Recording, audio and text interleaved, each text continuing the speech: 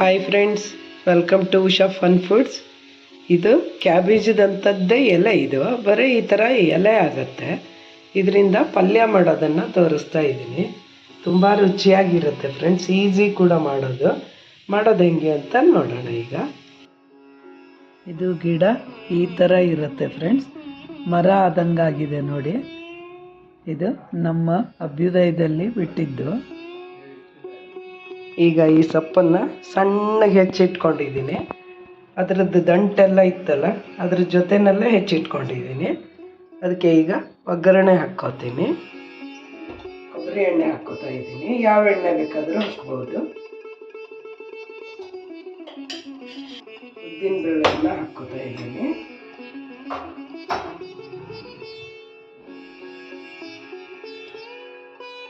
ಸೊಪ್ಪಾಗಿರೋದ್ರಿಂದ ಸ್ವಲ್ಪ ಜೀರಿಗೆನ ಹಾಕ್ತಾ ಇದ್ದೀನಿ.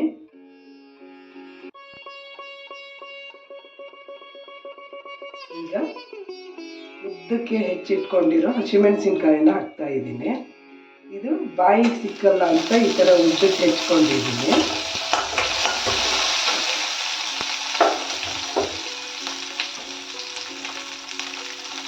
ಸ್ವಲ್ಪ ಸಾಸಿವೆ ಕಾಳು,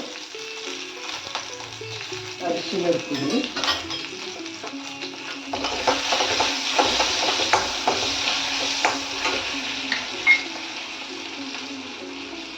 ಸ್ವಲ್ಪ ಇಂಗನ್ನು ಹಾಕ್ತಾ ಇದ್ದೀನಿ.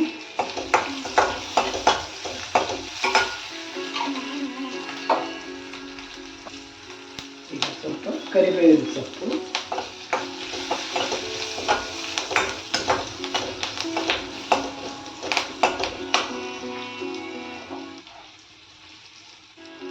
ಈಗ ಹೆಚ್ಚಿಟ್ಕೊಂಡಿರೋ ಈರುಳ್ಳಿಯನ್ನು ಹಾಕ್ತಾ ಇದ್ದೀನಿ.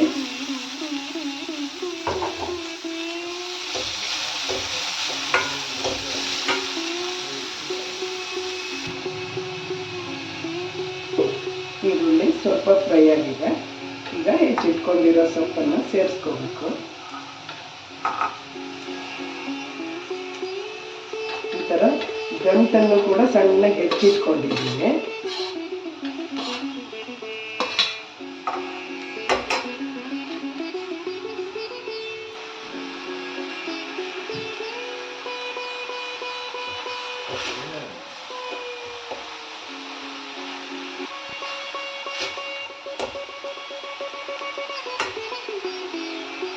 ಇದಕ್ಕೆ ಸ್ವಲ್ಪ ನೀರು ಹಾಕಿ ಬೇಯಿಸ್ಬೇಕು, ಇಲ್ಲಾಂದರೆ ಈ ಸೊಪ್ಪು ಬೇಯಲ್ಲ. ಇದು ಸ್ವಲ್ಪ ಒರಟಿರುತ್ತೆ.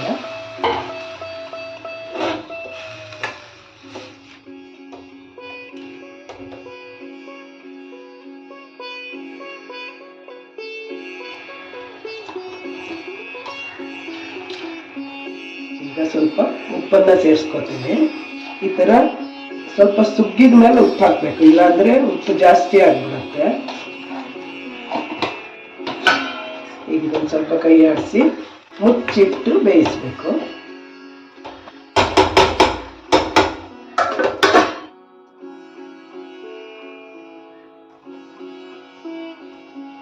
ಇದಕ್ಕೆ ಸ್ವಲ್ಪ ಆಮ್ಚೂರ್ ಪೌಡ್ರನ್ನು ಸೇರಿಸ್ಕೊತಾ ಇದ್ದೀನಿ.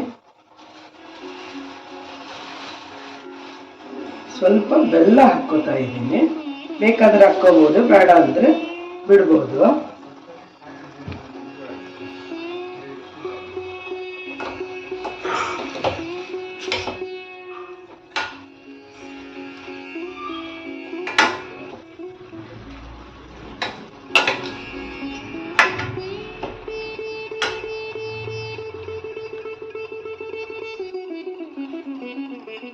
ಇದು ಸ್ವಲ್ಪ ನೀರು ಜಾಸ್ತಿ ಇದೆ ಅನಿಸಿದ್ರೆ ಯಾವ ಪಲ್ಯಕ್ಕಾದರೂ ಅಷ್ಟೇ ಫ್ರೆಂಡ್ಸ್, ಕಾಯಿ ತುರಿ ಹಾಕಿ ಒಂಚೂರು ಕೈ ಆಡಿಸಿದ್ರೆ ಒಂದು ಸ್ವಲ್ಪ ಹೊತ್ತು ಬಿಟ್ಟರೆ ನೀರೆಲ್ಲ ತಾನಾಗೆ ಹೀರ್ಕೊಳ್ಳುತ್ತೆ ಅದು. ಮತ್ತೆ ಪಲ್ಯ ಬೇಗ ಕೆಡಲ್ಲ. ಈ ಟೈಮಲ್ಲಿ ಹಾಕಿ ಒಂದು ಸ್ವಲ್ಪ ಬಿಸಿ ಮಾಡಿ ಇಟ್ಟರೆ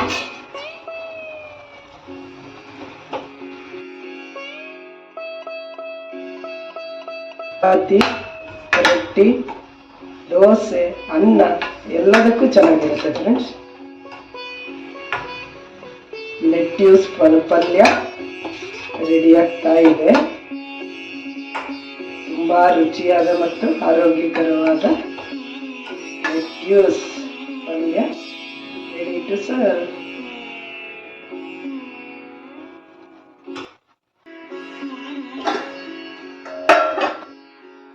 ಸಣ್ಣ ಉರಿನಲ್ಲಿ 1-2 ನಿಮಿಷ ಇಡಬೇಕು.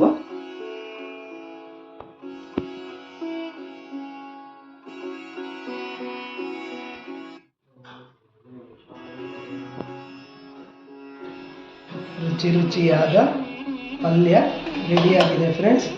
ನೀವು ಮಾಡಿ ನೋಡಿ, ತುಂಬ ಚೆನ್ನಾಗಿರುತ್ತೆ. ನಮ್ಮನೇಲಿ ಇವತ್ತು ದೋಸೆ, ಪಲ್ಯ,